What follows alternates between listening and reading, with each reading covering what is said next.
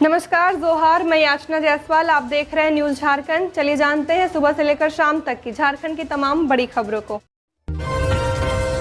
झारखंड में बारिश से जनजीवन प्रभावित। पलामू, गढ़वा, चतरा, कोडरमा, लातेहार और लोहरदगा में ऑरेंज अलर्ट। आकाशीय बिजली गिरने की भी आशंका।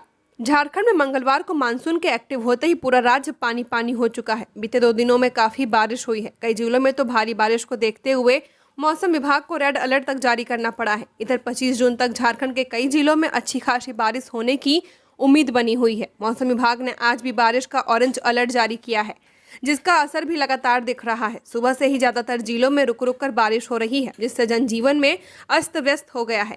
कई क्षेत्रों में जल जमाव की समस्या से लोग परेशान हैं। वहीं मौसम विभाग ने पलामू, गढ़वा, चतरा, कोडरमा, लातेहार और लोहरदगा में ऑरेंज अलर्ट जारी किया है। यहाँ कुछ जिलों में कहीं कहीं पर बहुत भारी बारिश होने की भी संभावना है। वहीं अगले दिन शनिवार को भी पलामू, गढ़वा, चतरा, कोडरमा, लातेहार, लोहरदगा, देवघर, धनबाद, दुमका, गिरिडीह, गोड्डा, जमताड़ा, पाकुड़ और साहिबगंज में कहीं कहीं पर भारी बारिश की संभावना बनी हुई है। साथ ही गर्जन के साथ वज्रपात के भी आसार हैं। मौसम विभाग के अनुसार राज्य में अगले 5 दिनों के दौरान अधिकतम तापमान में कोई बड़े बदलाव की संभावना नहीं है। वहीं शुक्रवार को राज्य के कई जगहों पर गर्जन के साथ हल्के से मध्यम दर्जे की बारिश होने की प्रबल संभावना है। चांडिल में ट्रेलर और बोलेरो में जोरदार टक्कर, 9 बारातियों की मौत। पश्चिम बंगाल के पुरुलिया के बलरामपुर थाना क्षेत्र में शुक्रवार सुबह हुए भीषण सड़क हादसे में बोलेरो सवार 9 बारातियों की मौत हो गई। यह हादसा चांडिल पुरुलिया NH पर नामशोल के पास हुआ, जहां विपरीत दिशा से आ रहे एक तेज रफ्तार ट्रेलर ने बोलेरो को टक्कर मार दी। दुर्घटना में मरने वाले सभी लोग चांडिल अनुमंडल के निमडिया थाना क्षेत्र के रहने वाले थे। 9 बारातियों की मौत की खबर के बाद खुशी का माहौल गम में बदल गया। शादी समारोह में आए लोगों में मायूसी छा गई और सभी ने दुर्घटना पर गहरा शोक व्यक्त किया है। घटना के संबंध में बताया जा रहा है कि ईचागढ़ थाना क्षेत्र के चीरूगोड़ा से बड़ा बाजार थाना क्षेत्र के आदा बना गांव बारात गया था। निमडिया थाना क्षेत्र के लाखड़ी टोला, तिलाईटांड, रघुनाथपुर और मोरू के 9 लोग भी बोलेरो से बारात में शामिल होने गए थे और शुक्रवार सुबह लौट रहे थे, तभी यह हादसा हो गया। घटना की सूचना पर बलरामपुर थाना की पुलिस मौके पर पहुंची और सभी को इलाज के लिए अस्पताल पहुंचाया, जहां चिकित्सकों ने जांच के बाद सभी को मृत घोषित कर दिया। झारखंड कैबिनेट की बैठक शुरू, कई बड़े प्रस्तावों पर लग सकती है मुहर। झारखंड सरकार की कैबिनेट बैठक आज मुख्यमंत्री हेमंत सोरेन की अध्यक्षता में हो रही है। यह बैठक कई मायनों में बेहद अहम मानी जा रही है, क्योंकि इसमें राज्य के विकास से जुड़े कई महत्वपूर्ण प्रस्तावों को मंजूरी मिलने की संभावना है। सूत्रों के अनुसार बैठक में शिक्षा, स्वास्थ्य, उद्योग और पर्यटन विभाग से संबंधित कई प्रस्तावों पर चर्चा की जाएगी। इनमें नई परियोजनाओं को स्वीकृति, मौजूदा योजनाओं के विस्तार और बजट आवंटन जैसे अहम मुद्दे शामिल हो सकते हैं। इसके अलावा झारखंड विधानसभा के आगामी मानसून सत्र को लेकर भी बैठक में मुहर लग सकती है। सत्र की तिथि तय करने और एजेंडे को लेकर सहमति बनने की उम्मीद है। झारखंड सरकार की यह कैबिनेट बैठक न केवल प्रशासनिक दृष्टिकोण से बल्कि राजनीतिक दृष्टि से भी महत्वपूर्ण मानी जा रही है। पलामू में युवक लड़की का नाम लिख 6 महीने से उठा रहा था मैया सम्मान योजना का लाभ। पलामू के पांकी प्रखंड में मैया सम्मान योजना के तहत एक फर्जीवाड़े का मामला सामने आया है। जानकारी के अनुसार PDS के डीलर केदार प्रसाद गुप्ता का बेटा सौरभ कुमार पिछले 6 महीने से इस योजना का लाभ सौरभ कुमारी के नाम से उठा रहा था। लाभुक सूची में सौरभ कुमारी के पिता का नाम केदार साव लिखा है, वह सौरभ कुमार के नाम से है। बैंक खाते में सौरभ के पिता का नाम केदार प्रसाद गुप्ता दर्ज है। बैंक मैनेजर ने बताया कि इस खाते में लगातार योजना की राशि आ रही है। जब इस मामले में सौरभ कुमार और उसके पिता से बात करने की कोशिश की गई तो उनके मोबाइल नंबर पर कई बार कॉल किया गया, लेकिन कॉल काट दी गई। इस पूरे मामले की जानकारी जब सामाजिक सुरक्षा निर्देशक विक्रम आनंद को दी गई तो उन्होंने इसे गंभीर मामला मानते हुए कहा कि संबंधित व्यक्ति से पैसे की वसूली की जाएगी और जांच के बाद FIR भी दर्ज कराई जाएगी। उन्होंने यह भी कहा कि इस फर्जीवाड़े में जो भी अधिकारी या कर्मचारी शामिल पाए जाएंगे उन पर भी कार्रवाई होगी। और मतलब है कि पलामू में मैया सम्मान योजना में फर्जीवाड़े का यह मामला पहला नहीं है। इससे पहले भी इस योजना में गड़बड़ियों के कई मामले सामने आ चुके हैं, जिन पर प्रशासन ने कार्रवाई की थी। चांडिल डैम जलस्तर खतरे के निशान से ऊपर, खुले 10 फाटक, तटीय इलाकों में बढ़ा बाढ़ का खतरा। चांडिल डैम में जलस्तर के खतरनाक स्तर तक पहुंचने से स्थिति चिंताजनक हो चुकी है। डैम के ऊपर बनी सड़क को भी पानी ने पार कर लिया है, जिससे आवागमन पूरी तरह ठप हो चुका है। स्वर्णरेखा और खरकई नदियों का जलस्तर खतरे के निशान से ऊपर बह रहा है, जिसके कारण कदमा, शास्त्रीनगर, बागबेड़ा, बाबूडीह, सोनारी और मानगो जैसे तटीय इलाकों में बाढ़ का पानी घुस गया है। इससे हजारों लोगों का जनजीवन प्रभावित हुआ है। मौसम विभाग ने आज भी रेड अलर्ट जारी किया है, जिससे स्थिति और गंभीर होने की आशंका है। शुक्रवार को सुबह 8 बजे चांडिल डैम का जलस्तर 182.62 मीटर दर्ज किया गया था। डैम से कुल 3109 शून्य क्यूमेक्स पानी का डिस्चार्ज हो रहा है, जिसमें रेडियल गेट से 3094.63 क्यूमेक्स और रिवर्स स्लुइस से 14.37 क्यूमेक्स पानी छोड़ा जा रहा है। डैम के 10 गेट खोल दिए गए हैं, जिनमें से प्रत्येक की ऊंचाई 2.31 मीटर से 3.05 मीटर तक है। नहर से पानी का डिस्चार्ज शून्य है और डैम में भंडारण 690.75 यूनिट है। लगातार बारिश और उड़ीसा से ब्यांगबिल डैम से पानी छोड़े जाने के कारण जलस्तर में और वृद्धि की होने की संभावना है। चांडिल डैम के ऊपर बनी सड़क पर पानी का बहाव इतना तेज है कि यह पूरी तरह जलमग्न हो चुकी है। स्थानीय निवासियों और NHAI की लापरवाही को जिम्मेदार ठहराते हुए कई लोग इस स्थिति से नाराज दिखे। 22 जुलाई से शुरू हो सकता है झारखंड विधानसभा का मानसून सत्र, पेश हो सकते हैं कई अहम विधेयक। झारखंड विधानसभा का मानसून सत्र जुलाई के अंतिम सप्ताह में आहूत हो सकता है। 5 दिवसीय सत्र 22 जुलाई से 27 जुलाई तक आयोजित होने की संभावना है। यह 5 दिवसीय सत्र हेमंत सोरेन सरकार के लिए महत्वपूर्ण होगा, जिसमें वित्तीय वर्ष 2025-26 का पहला अनुपूरक बजट पेश किया जाएगा। इसके साथ ही कई महत्वपूर्ण विधेयक भी सदन में पेश होने की उम्मीद है, जो राज्य के सामाजिक, आर्थिक और प्रशासनिक सुधारों को गति देंगे। सत्र में कई विधेयक पेश किए जाने की संभावना है, जो राज्य सरकार की प्राथमिकताओं के इर्द गिर्द होंगे। इसमें आदिवासी भूमि के गैर कानूनी हस्तांतरण को रोकने के लिए सख्त प्राविधान शामिल हो सकता है। यह आदिवासी समुदायों के हितों की रक्षा के लिए महत्वपूर्ण कदम होगा। झारखंड खनन और पर्यावरण संरक्षण विधेयक के जरिए खनन गतिविधियों के कारण पर्यावरणीय क्षति को कम करने और स्थानीय समुदायों के लिए पुनर्वास नीतियों को मजबूत करने के लिए पेश हो सकता है। दामोदर नदी उफान पर, झमाड़ा जल संयंत्र पर संकट, 12 लाख लोगों की जलापूर्ति खतरे में। जिले में लगातार हो रही मूसलाधार बारिश के चलते नदी नाले और डैमों का जलस्तर तेजी से बढ़ चुका है। तेनूघाट डैम से पानी छोड़े जाने के कारण दामोदर नदी और अधिक उफान पर है, जिससे जनजीवन के साथ साथ जलापूर्ति व्यवस्था पर भी संकट के बादल मंडरा रहे हैं। तेनूघाट डैम के गेट खोल जाने के बाद विशेष रूप से झरिया के जामाडोबा स्थित झमाड़ा जल शोधन संयंत्र के पास दामोदर नदी का जलस्तर काफी बढ़ चुका है। गुरुवार देर रात अचानक जलस्तर में तेजी से वृद्धि देखी गई, जिसके बाद झमाड़ा संयंत्र से होने वाली जलापूर्ति में बाधा उत्पन्न हो रही है। झमाड़ा कर्मचारी शमशेर हालखोर ने बताया कि गुरुवार देर रात नदी का जलस्तर अचानक से बढ़ा, लेकिन सतर्कता के चलते समय रहते पंपिंग सिस्टम को ऊपर शिफ्ट कर लिया गया और नदी से बहकर आए कचरे की भी सफाई कर दी गई है। जलस्तर बढ़ने के कारण संयंत्र में लगे 4 पंप को एक एक कर बारी बारी से चलाया जा रहा है, जिससे जल संग्रहण और आपूर्ति की प्रक्रिया धीमी हो गई है। जमशेदपुर में बाढ़ का कहर, सिक्योरिटी गार्ड की मौत, नाला में डूबने से हुआ हादसा, परिवार को सुरक्षित स्थान पर पहुंचा गए थे duty. Jamshedpur Mango old Purulia road में जल जमाव की भेंट एक गरीब सिक्योरिटी गार्ड चढ़ गया। संजय वर्मा बाढ़ से बचने के लिए अपने परिवार को सुरक्षित स्थान पर पहुंचाने के बाद ड्यूटी गए थे। गुरुवार देर रात वापस आते वक्त सड़क पार कर रहे थे।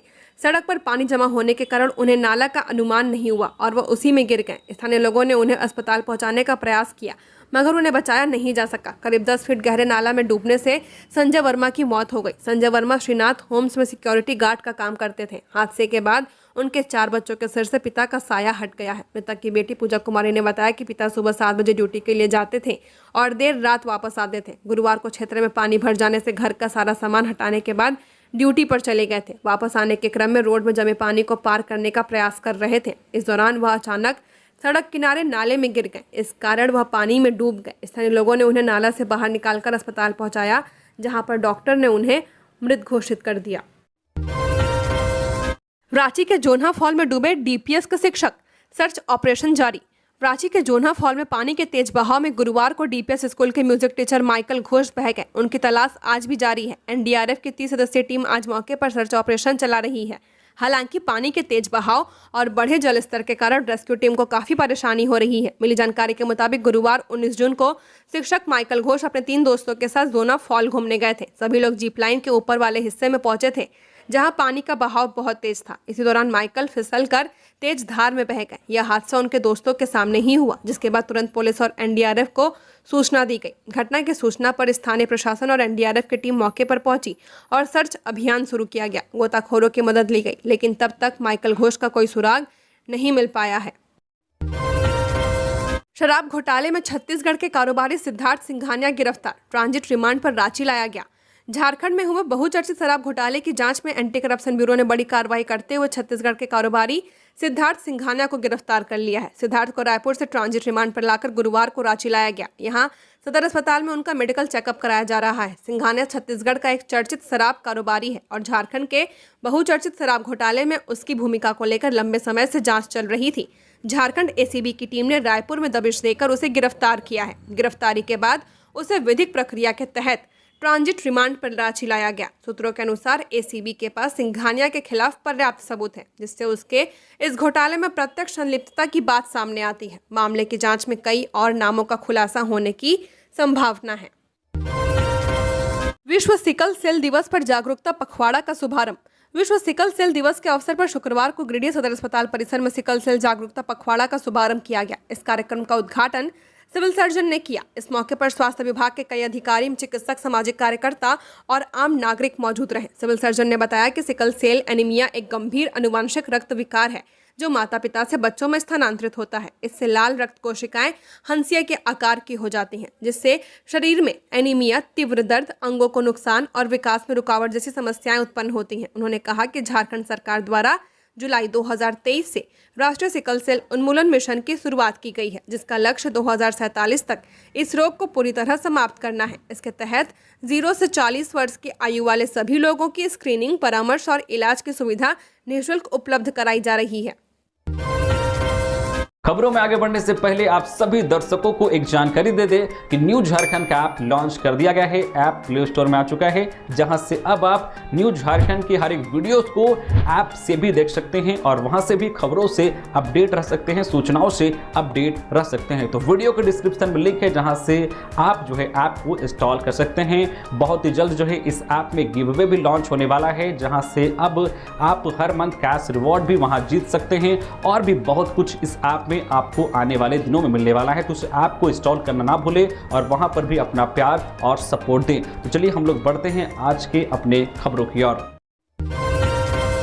कोयल नदी में फंसे 2 मछुआरों का सफल रेस्क्यू। तेज बहाव में फंसे थे दोनों।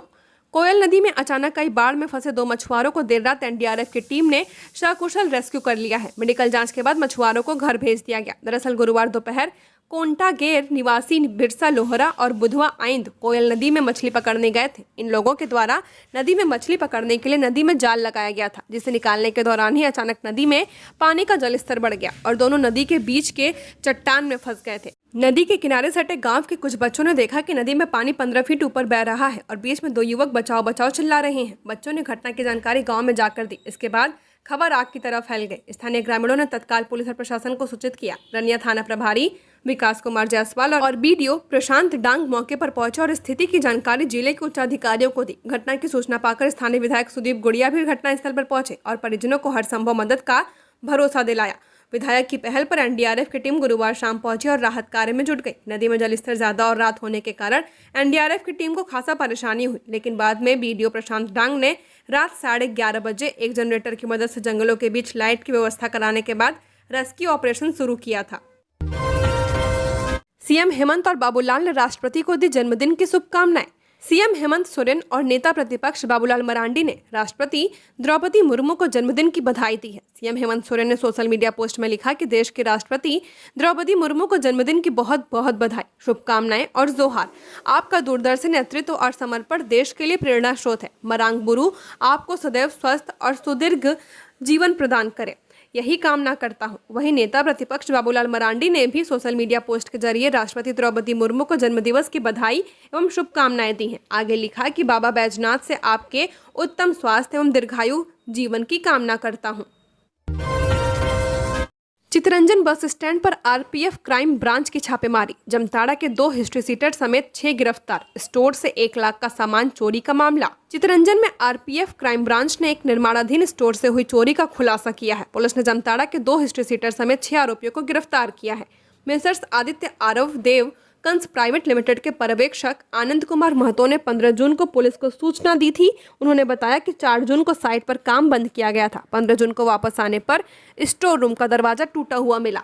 चोरों ने करीब 1 लाख रुपए का सामान चुरा लिया था। चोरी किए सामान में 14 इंच की कटर मशीन, 4 इंच की ply cutter machine, breaker machine, Tullu pump, gas cylinder, weight machine, KPT, PPR, pipe जोड़ने वाली मशीन और एमएस रॉड शामिल थे। आरपीएफ आईजी के निर्देश पर crime branch inspector Narendra Singh के नेतृत्व में स्पेशल टीम ने कार्रवाई की। चितरंजन बस स्टैंड के पास से 6 संदिग्धों को गिरफ्तार किया गया।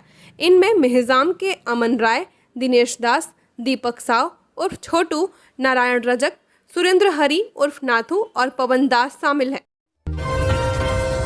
टाटानगर रेलवे यार्ड में भरा पानी, 25 ट्रेनें रद्द, 8 ट्रेनों को डाइवर्ट किया गया। स्थिति सामान्य होने में लगेंगे 24 से 48 घंटे। जमशेदपुर में 48 घंटे से लगातार हो रही बारिश से टाटानगर रेलवे यार्ड में देर रात से भारी जल जमाव हो गया है। कई पटरियां पानी में डूब गई हैं, सिग्नल फेल हो गए हैं। हालात बिगड़ते देख रेलवे ने गुरुवार को टाटानगर होकर चलने वाली 25 ट्रेनों को रद्द कर दिया है। 8 ट्रेनों को डाइवर्ट किया गया। दक्षिण बिहार एक्सप्रेस, हावड़ा मुंबई मेल, भुज शालीमार, कुर्ला शालीमार समेत 8 ट्रेनों को कांड्रा, चांडिल, पुरुलिया, मिदनापुर होकर चलाया गया है। 4 ट्रेनों को शॉर्ट टर्मिनेट किया गया है। इससे टाटानगर स्टेशन पर हजारों यात्री फंस गए हैं। यात्रियों की सुविधा के लिए स्टेशन पर हेल्प डेस्क बनाया गया है। इधर राखा माइंस के पास हावड़ा मुंबई रेल लाइन की डाउन लाइन पर पटरी के नीचे से मिट्टी बह गई है। इसकी सूचना पर दक्षिण पूर्व रेलवे के महाप्रबंधक अनिल मिश्रा ने डीआरएम तरुण हुरिया के साथ यार्ड का निरीक्षण किया। राहत व बचाव कार्य शुरू कराया है। स्थिति पूरी तरह सामान्य होने में 24 से 48 घंटे लग सकते हैं। ईडी ने ग्रामीण विकास विभाग से कमीशन खोरी के आरोप में जेई सुरेश वर्मा के खिलाफ आरोप पत्र दायर किया। प्रवर्तन निदेशालय ने ग्रामीण विकास विभाग में कमीशन खोरी के मामले में जूनियर इंजीनियर सुरेश वर्मा के खिलाफ आरोप पत्र दायर कर दिया है। ईडी ने ग्रामीण विकास में कमीशन खोरी की जांच जमशेदपुर में सुरेश वर्मा के खिलाफ दर्ज कराई गई प्राथमिकी को ECIR के रूप में दर्ज कर शुरू की थी। ग्रामीण विकास में कमीशन खोरी के इस मामले में ईडी द्वारा आरोपित किया जाने वाला यह 14वां व्यक्ति है। कमीशन खोरी के इस मामले में ग्रामीण विकास के तत्कालीन मंत्री सहित 8 लोगों को गिरफ्तार किया जा चुका है। साथ ही ग्रामीण विकास विभाग में टेंडर मूल्य का 3% कमीशन के तौर पर वसूले जाने और इसके बंटवारे के प्रमाण भी मिले हैं। ग्रामीण विकास विभाग में कमीशन खोरी और मनी लॉन्ड्रिंग के मामले की जांच के दौरान ईडी द्वारा 38 करोड़ रुपए नकद जब्त किया जा चुका है। इसमें से 32 करोड़ 20 लाख रुपए तत्कालीन मंत्री आलमगीर आलम के करीबी जहांगीर आलम के घर से जब्त किया गया था। इसके अलावा 1 करोड़ 65 लाख रुपए के जेवरात और 8 महंगी गाड़ियों को जब्त किया गया था। रांची नगर निगम को मिला नया आयुक्त, सुशांत गौरव ने संभाला पदभार। रांची नगर निगम के नव नियुक्त आयुक्त व IAS अधिकारी सुशांत गौरव ने आज शुक्रवार को औपचारिक रूप से अपना पदभार ग्रहण किया है। निवर्तमान प्रशासक संदीप सिंह ने उन्हें नगर आयुक्त का कार्यभार सौंपा और नई जिम्मेदारियों के लिए शुभकामनाएं दी हैं। उन्होंने उम्मीद जताई कि सुशांत गौरव के नेतृत्व में नगर निगम का कामकाज और अधिक गति और पारदर्शिता से आगे बढ़ेगा। पदभार ग्रहण समारोह के अवसर पर निगम के कई वरिष्ठ अधिकारी मौजूद रहे। इसमें अपर प्रशासक संजय कुमार, उप प्रशासक रविंद्र कुमार व गौतम प्रसाद साहू, मुख्य अभियंता प्रवीण जयंत भेंगरा, नगर निवेशक, सहायक लोक स्वास्थ्य पदाधिकारी, सभी सहायक प्रशासक, कार्यपालक अभियंता, अधीक्षण अभियंता और कार्यालय अधीक्षक सहित कई अधिकारी और कर्मचारी शामिल थे। जमशेदपुर की स्वर्ण रेखा और खरकाई नदी अभी भी खतरे के निशान से ऊपर। डीसी ने प्रभावित क्षेत्रों का किया निरीक्षण। जमशेदपुर में 60 घंटे से ज्यादा समय से लगातार हो रही बारिश के कारण स्वर्ण रेखा और खरकाई नदी पिछले 18 घंटे से अपने खतरे के निशान से ऊपर बह रही है। अभी स्वर्ण रेखा नदी 123.20 मीटर और खरकाई नदी 131.9 मीटर पर बह रही है। ऐसे में प्रशासन की ओर से नदी के तटीय और निचले इलाकों में रहने वाले लोगों को सतर्क रहने और सावधानी बरतने के लिए कहा गया है। वहीं दूसरी ओर जमशेदपुर के डीसी कड़ सत्यार्थी ने शुक्रवार की सुबह शहर में भारी बारिश से प्रभावित क्षेत्रों में स्वर्ण रेखा और खरकाई नदी के डूबे क्षेत्रों, राहत शिविर आदि का जायजा लिया। निरीक्षण के दौरान डीसी ने कदमा, शास्त्री नगर, दोमुहानी, मानगो के शंकोसाई में डूबे क्षेत्रों का निरीक्षण कर स्थानीय नागरिकों से उनके समस्याओं को जाना तथा राहत बचाव टीम को जरूरी दिशा निर्देश दिए। साथ ही बागुन हाथों स्थित आश्रय स्थल का निरीक्षण कर व्यवस्थाओं की समीक्षा की। साथ ही राहत शिविर में ठहरे लोगों से संवाद स्थापित कर उनकी समस्याओं और जरूरतों की जानकारी ली। गुमला सदर अस्पताल को बेहतर बनाने के लिए डीसी प्रेरणा दीक्षित ने किया पहल।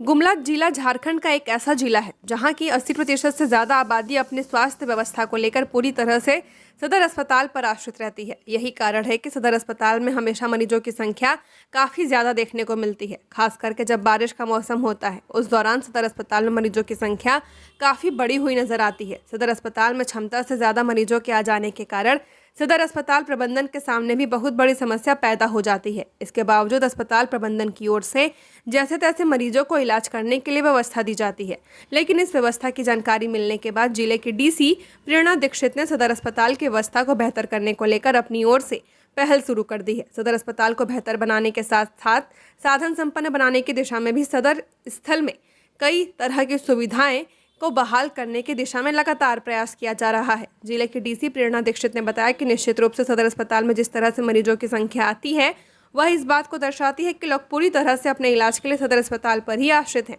ऐसे में जिला प्रशासन और राज्य सरकार का दायित्व है कि सदर अस्पताल की व्यवस्था को कैसे बेहतर किया जाए। भागलपुर से दक्षिण भारत की धार्मिक यात्रा धनबाद, बोकारो, रांची होते हुए रवाना होगी ट्रेन। रामेश्वरम समेत 5 तीर्थ स्थलों की होगी यात्रा। IRCTC 27 जुलाई 2025 को भागलपुर से विशेष भारत गौरव पर्यटक ट्रेन का संचालन करेगी। यह ट्रेन दक्षिण भारत के प्रमुख धार्मिक स्थलों की यात्रा कराएगी। यात्रा में तिरुपति बालाजी, रामेश्वरम, मदुरै, कन्याकुमारी और मल्लिकार्जुन का दर्शन शामिल है। ट्रेन भागलपुर से 14 स्टेशनों से होते हुए दक्षिण भारत आएगी। इनमें जसीडीह, मधुपुर, धनबाद, बोकारो, रांची, रायपुर और दुर्ग प्रमुख है। यात्रा की अवधि 11 रात और 12 दिन की होगी। यह अगस्त 7, 2025 को समाप्त होगी। यात्रा का शुल्क स्लीपर श्रेणी में 22,760 रुपये और थर्ड AC में 39,990 रुपये प्रति व्यक्ति है। इस पैकेज में रेल यात्रा, भोजन, बस से स्थानीय भ्रमण, आवास, टूर एस्कॉर्ट और यात्रा बीमा शामिल है। यात्री IRCTC के कोलकाता कार्यालय या वेबसाइट से बुकिंग करा सकते हैं। अधिक जानकारी के लिए रांची, पटना और कोलकाता के संपर्क नंबरों पर फोन किया जा सकता है। यह पहल रेल मंत्रालय की देखो अपना देश और एक भारत श्रेष्ठ भारत योजनाओं का हिस्सा है। इसका उद्देश्य देश की सांस्कृतिक और धार्मिक विरासत को बढ़ावा देना है। विधायक श्वेता सिंह पर लगे आरोपों की जांच रिपोर्ट चुनाव आयोग को भेजी गई। बोली, मेरा सिर्फ एक वोटर ID और एक पैन कार्ड है। बोकारो विधायक श्वेता सिंह पर लगे चुनाव आचार संहिता से जुड़े आरोपों की जांच रिपोर्ट बोकारो जिला प्रशासन ने राज्य चुनाव पदाधिकारी कार्यालय को भेज दी है। चांस SDO ने 16 जून को प्राप्त विधायक के लिखित पक्ष के आधार पर यह रिपोर्ट आयोग को सौंपी है। विधायक श्वेता सिंह ने कहा कि उन्होंने चांस SDO को स्पष्ट रूप से बताया है कि उनका केवल एक ही वोटर ID कार्ड है जिससे वह नियमित मतदान करती हैं। पहले उस कार्ड पर उनका पता सेक्टर 4B12 था, जिसे बाद में सेक्टर 3 में बदला गया है। चांस से बना कोई वोटर कार्ड उनकी जानकारी में नहीं था। जानकारी मिलते ही उसे रद्द करने का आवेदन दे दिया गया है। वहीं जमुई से बना वोटर ID कार्ड उनका विवाह से पूर्व का है, जिसका उपयोग उन्होंने कभी नहीं किया।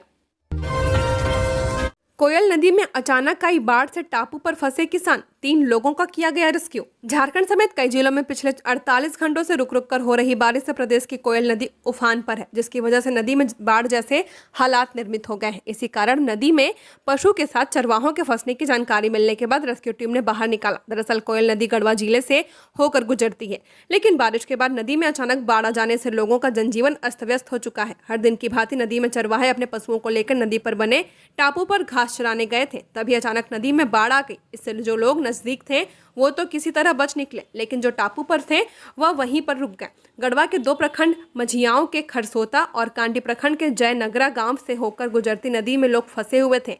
इसकी जानकारी मिलते ही स्थानीय पुलिस, प्रखंड प्रशासन सहित सैकड़ों की संख्या में ग्रामीणों ने पहुंचकर इसकी जानकारी गढ़वा SDM को दी, जिसके बाद SDM की पहल पर अन्नराज डैम से टीम मौके पर पहुंचकर स्टीमर से दोनों जगहों पर कुल 3 व्यक्तियों को सुरक्षित बाहर निकाला गया। साथ ही इसमें 4 पशुओं का भी रेस्क्यू किया गया है। पिछले 24 घंटे में 4 मौत, आंकड़ा पहुंचा 5,608। केरल में सबसे ज्यादा मामले। भारत में कोरोना महामारी से बीते 24 घंटे में कुल 4 मौतें हुई हैं। देश में अब कुल 5,608 सक्रिय केस सामने आए हैं। कोरोना से हुए 4 मौत केरल, दिल्ली, महाराष्ट्र और पंजाब में हुई है। स्वास्थ्य मंत्रालय के मुताबिक कोविड-19 के देश में सक्रिय मामले बढ़कर 5,608 हो गए हैं। इस समय गुजरात में 912, महाराष्ट्र में 379, दिल्ली में 630, तमिलनाडु में 176, पश्चिम बंगाल में 747, कर्नाटक में 398, उत्तर प्रदेश में 259 और केरल में 1,184 कोरोना के मामले सक्रिय हैं। बता दें कि देश भर में कोरोना के बीते 24 घंटों में 368 मामले घटे हैं।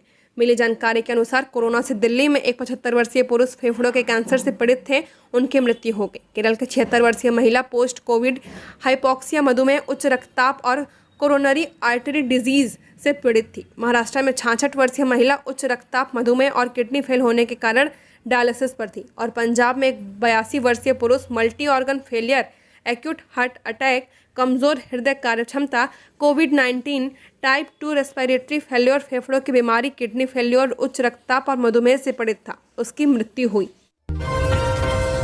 बोकारो में अवैध हथियार बनाने की फैक्ट्री का भांडाफोड़। अर्धनिर्मित गन समेत कई सामान बरामद। बोकारो में अवैध हथियार बनाने की फैक्ट्री में छापा पड़ा है। बंगाल एसटीएफ और झारखंड एटीएस के संयुक्त कार्रवाई में इसका खुलासा हुआ। इस कार्रवाई में मौके से भारी मात्रा में अवैध हथियार बनाने का सामान और अर्धनिर्मित हथियार बरामद किए गए हैं। बोकारो में गांधीनगर थाना क्षेत्र के जरीडिया बाजार के कलाली रोड स्थित कावेरी मैरिज पैलेस एवं उसके सामने स्थित गोदाम से गुरुवार की शाम को कोलकाता एसटीएफ, झारखंड एटीएस, बेरमो थाना और गांधीनगर थाना के संयुक्त टीम ने छापेमारी की। इस कार्रवाई में अवैध निर्माण की गन फैक्ट्री सहित हथियार निर्माण का मटेरियल बरामद किया गया। ये मैरिज हॉल व गोदाम सूरत साव का बताया जाता है। ये अवैध मैरिज पैलेस की आड़ में रिहायशी इलाके में चल रहा था। यहाँ इस दौरान नामी इंग्लिश ब्रांड कंपनी का अवैध शराब निर्माण भी किया जाता था, जो कि भारी मात्रा में छापेमारी के दौरान बरामद किया गया है। मिली जानकारी के अनुसार हथियार निर्माण के बाद बंगाल होते हुए बांग्लादेश भेजा जाता था। ये मिनी गन फैक्ट्री बहुत दिनों से चल रहा था। कोलकाता एसटीएफ को पूर्व से जानकारी मिल रही थी कि यहां अवैध गन फैक्ट्री संचालित हो रहा है। पिछले दिनों धनबाद के महुदा से भी कोलकाता एसटीएफ की सूचना पर एक मिनी गन फैक्ट्री का उद्भेदन किया गया था। कोलकाता एसटीएफ के सब इंस्पेक्टर सप्तऋषि बोस ने अनऑफिशियल बताया कि 6 बना हुआ पिस्टल, 18 अर्धनिर्मित पिस्टल और करीब 6 पीस बैरल बनाने का सामान जब्त किया गया है। वहीं काफी मात्रा में अवैध शराब एवं बियर पैक करने वाला खाली डब्बा रैपर भी जब्त किया गया। जमशेदपुर के पारडिया चौक के नजदीक NH-33 क्षतिग्रस्त होने के कारण रूट डाइवर्ट। पारडिया चौक के नजदीक अत्यधिक वर्षा के कारण हुए जलजमाव से NH-33 पूर्णतः क्षतिग्रस्त हो गया है, जिससे आवागमन संभव नहीं है। जमशेदपुर शहर में प्रवेश करने वाले भारी वाहनों का रूट डाइवर्ट किया गया है। बहरागोड़ा घाटशिला की ओर से आने वाली भारी वाहनों को सुरदा क्रॉसिंग, मऊ भंडार अंडरपास से सुरदा चौक, हाता चौक, जमशेदपुर रेलवे स्टेशन से आदित्यपुर, कदमा टोल ब्रिज, डोबो नया पुल होते हुए रांची की ओर वैकल्पिक मार्ग अपनाने की सलाह दी जाती है। लगातार बारिश से सुलगती कोयला खदान से निकल रही भाप, खदान के धंसने का डर, पानी भरने से कोयला उत्पादन डिस्पैच का काम रुका। मानसून लगातार तीसरे दिन गुरुवार को धनबाद में झूम कर बरसा है। सुबह से शाम तक रह रहकर हल्के से मध्यम दर्जे की और 2-3 बार मूसलाधार बारिश हुई है। शुक्रवार को भी यहां ऑरेंज अलर्ट जारी किया गया। तकरीबन झारखंड के हर जिले में जोरदार बारिश हुई है। मौसम विभाग ने 25 जून तक कई हिस्सों में अच्छी खासी बारिश होने की संभावना जताई है। इधर लगातार बारिश की वजह से झरिया में जमीन के नीचे कोयले में लगी आग पर पानी गिरने से भाप निकलना शुरू हो गया है। कोयला खदान 109 साल से जमीन के अंदर ही आग सुलग रही है। धनबाद में मानसून की जोरदार बारिश के दौरान भारी मात्रा में पानी खदानों में गया तो अंदर की गर्मी से भाप बनकर पूरे कोलियरी क्षेत्र में छा गया है। इधर पिछले 2 दिनों से लगातार हो रही बारिश का सबसे ज्यादा प्रभाव BCCL में कोयले के उत्पादन और डिस्पैच पर पड़ा है। कंपनी के सभी 12 एरिया के ओपन कास्ट और अंडरग्राउंड खदानों में बरसात का पानी भर चुका है। इसके कारण उत्पादन बुरी तरह से प्रभावित है। सुरक्षा को ध्यान में रखते हुए प्रबंधन ने भूमिगत खदानों में कर्मियों के प्रवेश पर रोक लगा दी है। ओपन कास्ट खदानों में पहले सुरक्षा और उसके बाद उत्पादन पर जोर देने का प्रबंधन ने आदेश जारी किया है। APP के 26 पदों के लिए 24 जून से होगा रजिस्ट्रेशन। लॉ में स्नातक की डिग्री जरूरी। झारखंड लोक सेवा आयोग की ओर से असिस्टेंट पब्लिक प्रोसिक्यूटर पदों पर नियुक्ति की प्रक्रिया शुरू कर दी गई है। इच्छुक और अर्हता रखने वाले अभ्यर्थी 24 जून से ऑनलाइन फॉर्म जमा कर सकते हैं। आवेदन जमा करने की अंतिम तिथि 15 जुलाई है। आयोग की वेबसाइट jpsc.gov.in पर जाकर ऑनलाइन आवेदन जमा कर सकते हैं। वहीं परीक्षा शुल्क भुगतान करने की अंतिम तिथि 16 जुलाई शाम 5 बजे तक है। इस परीक्षा के माध्यम से APP के कुल 26 पदों पर नियुक्ति की जानी है। अभ्यर्थी के पास एडवोकेट के रूप में कोर्ट में प्रैक्टिस करने के लिए किसी मान्यता प्राप्त यूनिवर्सिटी से लॉ में ग्रेजुएशन की डिग्री होनी चाहिए। इसके अलावा उम्मीदवारों के पास राज्य सरकार द्वारा मान्यता प्राप्त संस्थानों से कंप्यूटर ऑपरेटर का सर्टिफिकेट होना चाहिए। OBC कैटेगरी के लिए परीक्षा शुल्क 600 रुपये है। वहीं SC और ST कोटि के अभ्यर्थियों के लिए परीक्षा शुल्क 150 रुपये रखे गए हैं। झारखंड की और खबरों के लिए बने रहिए हमारे साथ। हमारे चैनल न्यूज झारखंड पर चैनल को सब्सक्राइब करें, साथ बेल आइकन को प्रेस करें। नमस्कार।